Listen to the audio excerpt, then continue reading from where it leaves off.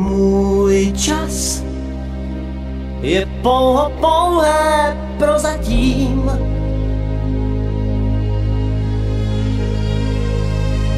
Můj čas může říct, já už neplatím. Rád, tak rád bych žil A mám jen zbytek sil a času míň, než se mi zdálo před půl hodinou. Příteli, chvátej SOS, ať jsem i zítra, čím jsem dnes. Zbav mě tíhy mé, rány mé, co nejdřív.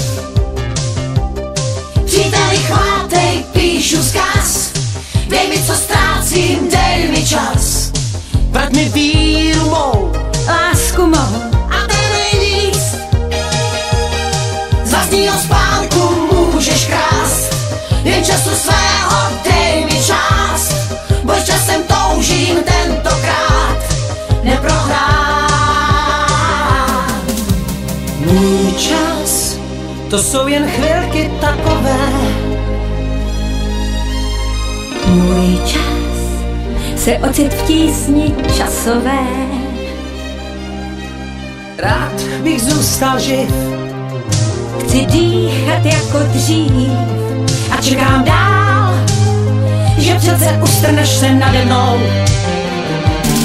Příteli, chvátej SOS, ať jsem i zítra, čím jsem dnes. Zbav mě tísně mé, strasti mé, co nejdřív. Příteli, chvátej, píšu vzkaz, dej mi, co ztrácím, dej mi čas. Vrať mi víru mou, lásku mou a ten nejvíc. Z vlastního spánku můžeš krást, jen času svého dej mi část. Společně můžem tentokrát neprohrát. Až budeš příště v tísni sám, kus času svého já ti dám a pomoc svou ti zítra tím oplatím.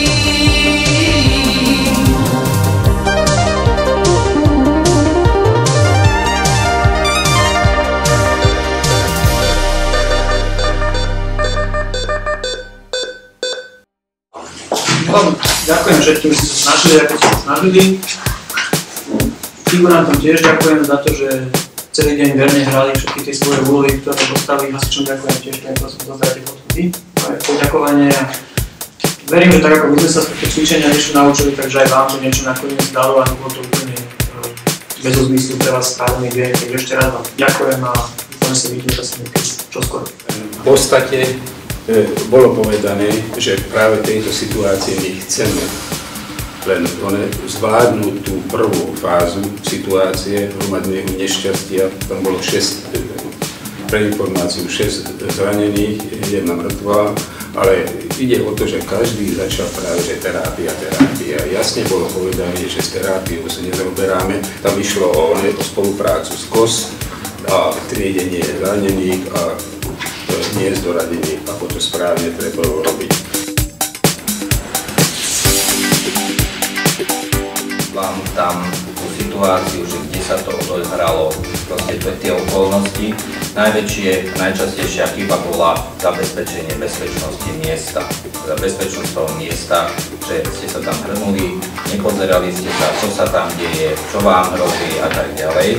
Čiže úraz elektrickým prúdom, respektíve bola to hala, bola to garáž, proste, kde na vás niečo mohlo padnúť, čiže minimum posádok robilo to, že vlastne zabezpečiť vlastnú istotu a bezpečnosť, takže odtiahnuť toho pacienta, vypnúť prúd a tak ďalej. Čo sa týka vyšetrenia, môžem opakovať po Rolandovi, kapilárny návrat sa nerobil. Vyšetrenie, možno pri posádky to počúvali hrudník, lebo každý dvakrát potlačil hrudník, no to bolo všetko. Keď ste zistili, že ho bolí noha, tak ste boli radi, že máte niečo, čo ho bolí. A proste boli posádky, že ďalej nevyšetrili, že tam bola aj tá panna, lebo ťačal, keď sa mu stískala noha, tak potom išli ďalej to, že vlastne aj s tou pannou tam niečo bolo. Bolo problematické, napriek tomu, že vám tam pred nosom visel ten kábel, že tak asi sa ešte hovoril, že robil s tou elektrinou, že vlastne tak zrejme sa ho chytil, kvôli niečomu padol, áno, mohol padnúť aj z iného dôvodu, že nájsť tú popálenú na tej ruke, ošetriť ju a tak ďalej.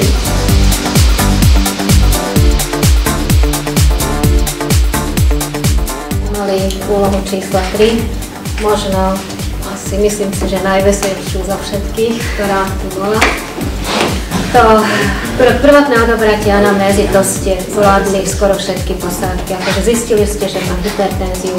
Pri tom terajšom ochorení niektorí nešli do hĺbky, niektorí sa upokojili len s tou odpoveďou, že odpadla, sústredili sa najprv na to, či nemá nejaké poranenie hlavy a že je v ebriete.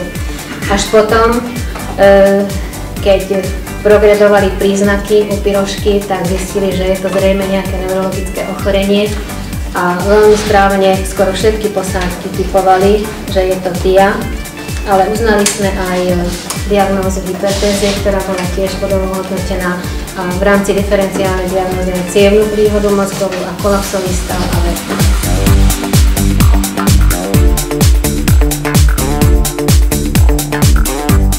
Volalo sa pijaničko by, ten názov to by znamenalo, že to bola otrava organofosfátom. Vlastne pacient v suicidálnom úmysle kvázi vypil organofosfát, nachádzal sa v pivnici. Všetci ste overovali, že či tam náhodou není CO2 skoro. Tam bola aj tá sviečka, po niektorí si ju zobrali, po niektorí so zapalovačom. Bola to reálna úloha, ktorá sa stala veľkému nedeľu, kde pracovali s týmto pacientom vnútri v tej pivnici. Absolvovali potom vyšetrenia, všetko, bradykardy, zlinenie a tak ďalej. Otravili sa výparmi z organofosfátov, ktoré tam boli vyliaté v rohu.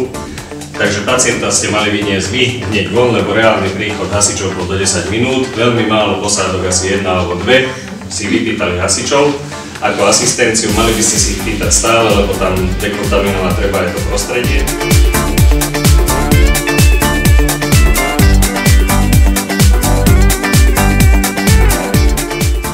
Takže na treťom mieste skončila so ziskom 5525 bodov posádka Vinica.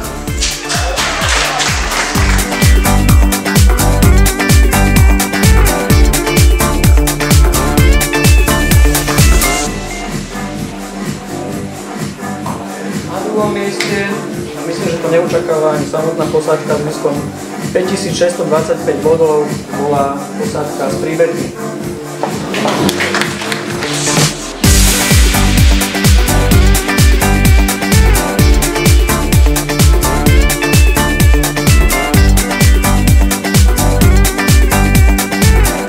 Prvé miesto 5890 bodov